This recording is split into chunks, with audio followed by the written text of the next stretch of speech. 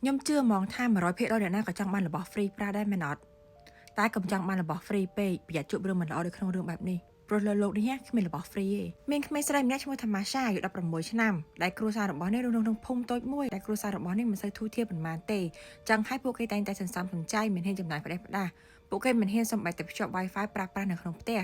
នៅថ្ងៃមួយនៅសាលារៀននៅពេលដែលម៉ាសាកំពុងតែនិយាយលេងជាមួយមិត្តភ័ក្តិរួមថ្នាក់ដូចរាល់ដងស្រាប់តែមានមិត្តភ័ក្តិម្នាក់មកប្រាប់ម៉ាសាថានាងបានឮថាមានប្រព័ន្ធ Wi-Fi ថ្មីមួយដែលមានឈ្មោះថា Free Wi-Fi ដែលឲ្យយើងភ្ជាប់ជាមួយកុំព្យូទ័រយើងហើយលេងបានមួយសេរីមិនចាំបាច់បង់ប្រាក់នោះទេឮមិត្តភ័ក្តិប្រាប់បែបនោះម៉ាសាមិនចង់ជឿនោះទេព្រោះមិនធ្លាប់ឮថាមាន Wi-Fi ណាឲ្យយើងលេងឲ្យ free បែបនេះតែពេលមកដល់ផ្ទះម៉ាសាបានប្រញាប់បើកកុំព្យូទ័រដែលមានសភាពរាងចាស់របស់នាងដើម្បីស្វែងរក Wi-Fi ដែលមិត្តភ័ក្តិរបស់នាងបានប្រាប់កាលពីថ្ងៃនាងក៏បានចូលទៅក្នុងកន្លែង Wi-Fi នៅក្នុងកុំព្យូទ័រហើយក៏បានវាយពាក្យថា Free Wi-Fi ស្រាប់តែពេលនោះ Wi-Fi ដែលមានឈ្មោះថា Free Wi-Fi ពិតជាលោតមកពិតមែនឃើញបែបនោះក្មេងស្រីក៏ប្រញាប់ចុចពាក្យថាភ្ជាប់ភ្លាមស្រាប់តែពេលនោះអេក្រង់កុំព្យូទ័ររបស់នាងក៏បានលោតទៅជាពណ៌ខ្មៅហើយមានអក្សរពណ៌ក្រហមលោតឡើងថាស្វាគមន៍មកកាន់ប្រព័ន្ធអ៊ីនធឺណិត Free Wi-Fi អរគុណដែលបានជ្រើសរើសប្រព័ន្ធអ៊ីនធឺណិតរបស់យើងខ្ញុំលោកអ្នកមិនត្រូវការបង់ប្រាក់ឬក៏ចុះឈ្មោះអ្វីនោះទេដោយយើងគ្រាន់តែត្រូវការព័ត៌មានបន្តិចបន្តួចពីលោកអ្នកប៉ុណ្ណោះសូមឆ្លើយសំណួរខាងក្រោមបន្ទាប់ពីអានចប់អេក្រង់កុំព្យូទ័រក៏បានលោតរូបឡានក្រុងទូករថភ្លើងហើយនិងរថយន្តហើយនៅក្រោមរូបភាពនោះក៏មានសំណួរសួរថាតើរាល់ថ្ងៃលោកអ្នកប្រើមធ្យោបាយធ្វើដំណើរមួយណាឃើញសំណួរបែបនោះក្មេងស្រីក៏បានគិតថារាល់ថ្ងៃនាងជិះកង់ទៅរៀនតែចម្លើយខាងលើគ្មានត្រូវនឹងចម្លើយរបស់នាងមួយទេដោយមិនដឹងថាជ្រើសរើសយកចម្លើយមួយណាក្មេងស្រីក៏បានចុចរើសរោគរថភ្លើងបន្ទាប់ពីនាងចុចហើយក៏បានលោតពាក្យថាអរគុណហើយពេលនោះអ៊ីនធឺណិតក៏បានប្រាប់បានពិតមែនក្មេងស្រីសប្បាយចិត្តខ្លាំងណាស់នាងក៏បានលេងអ៊ីនធឺណិតដល់យប់ជ្រៅនៅថ្ងៃបន្ទាប់នៅពេលដែលក្មេងស្រីកំពុងតែមើលទូរទស្សន៍ជាមួយគ្រួសារសត្វតែមានព័ត៌មានទាន់ហេតុការណ៍មួយបានផ្សាយថាមានឧបទ្ទវហេតុរថភ្លើងមួយបានកើតឡើងដោយរថភ្លើងនោះបានធ្លាក់ស្ពានហើយនឹងធ្លាក់ចូលទន្លេនៅខាងក្រៅឲ្យមានការបាត់បង់ជីវិតមនុស្សជាច្រើននាក់ស្រាប់តែពេលនោះក្មេងស្រីក៏បាននឹកឃើញថាអីក៏ចៃដន្យម្លេះមិនសមនាងជ្រើសរើសរថភ្លើងសប្តាហ៍ថ្ងៃនេះមានគ្រោះថ្នាក់រថភ្លើងកើតឡើង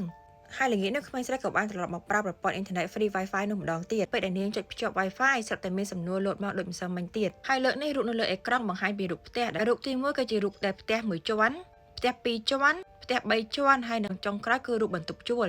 ហើយនៅក្រោមរូបនោះមានសំណួរសួរថាតើរាល់ថ្ងៃលោកអ្នកស្នាក់នៅផ្ទះមួយណាហើយម៉ាសាក៏បាននឹកឃើញថារាល់ថ្ងៃនាងស្នាក់នៅផ្ទះដែលមានត្រឹមតែមួយជាន់ប៉ុណ្ណោះនាងក៏គិតថាចម្លើយទី1គឺជាចម្លើយដែលត្រឹមត្រូវនៅពេលនោះនាងរៀបនឹងចុចយករូបទី1ចាប់តែនាងឈប់វិញនាងក៏នឹកឃើញដល់រឿងរថភ្លើងដែលបានកើតឡើងកាលពីថ្ងៃមិញព្រោះនាងមានអារម្មណ៍ថាមិនសូវសប្បាយចិត្តនោះទេទោះបីជារឿងចៃដន្យក៏ដោយនាងក៏បានសម្រេចចិត្តជ្រើសរើសរូបបន្ទប់ជួលទៅវិញស្រាប់តែថ្ងៃស្អែកឡើងរឿងដែលនឹកស្មានម្ដងមួយក៏បានកើតឡើងបន្ទប់ជួលដែលនៅក្បែរសាលារបស់នាងត្រូវបានភ្លើងឆេះដែលមានមនុស្សប្រមាណជា20នាក់បានបាត់បង់ជីវិតនៅក្នុងភ្លើងឆេះនោះ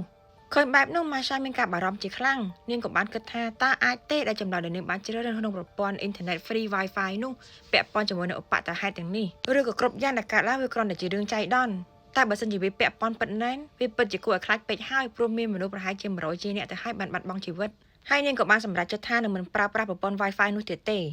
តែនៅពេលយប់នោះម៉ាសាក៏បានសម្រេចចិត្តបើកកុំព្យូទ័រដើម្បីប្រើប្រព័ន្ធ Free Wi-Fi នោះម្ដងទៀតព្រោះនាងមិនអាចហាមចិត្តខ្លួនឯងបានហើយព្រមទាំងព្យាយាមប្រាប់ខ្លួនឯងថាគ្រប់យ៉ាងដែលកើតឡើងវាគ្រាន់តែជារឿងចៃដន្យប៉ុណ្ណោះបន្ទាប់ពីនាងចុចលើពាក្យថាភ្ជាប់លើប្រព័ន្ធ Free Wi-Fi នោះក៏មានរូបនិងសំណួរលោតមកដូចរាល់ដងតែបន្ទាប់ពីនាងបានឃើញរូប4ផ្ទះនៅលើអេក្រង់នោះនាងបានស្រែកយ៉ាងតក់ស្លុតព្រោះរូបនៅលើអេក្រង់នោះគឺមានរូបឪពុករបស់នាងម្ដាយរបស់នាងប្អូនស្រីរបស់នាងហើយនិងម៉ាសាខ្លួនឯងផ្ទាល់ព្រមទាំងសំណួរដែលបានសួរថាតើសមាជិកគ្រួសារមួយណាដែលអ្នកចូលចិត្តជាងគេក្មេងស្រីបានត្រឹមតែសម្លឹងទៅលើរូបនៅលើអេក្រង់នោះយ៉ាងភ័យខ្លាចព្រមទាំងនឹកឃើញថាគ្រប់យ៉ាងពិតជាមិនមែនជារឿងចៃដន្យនោះទេហើយអ្នកទាំងអស់គ្នាគិតថាតើលើកនេះម៉ាសានឹងជ្រើសរើសយករូបមួយណា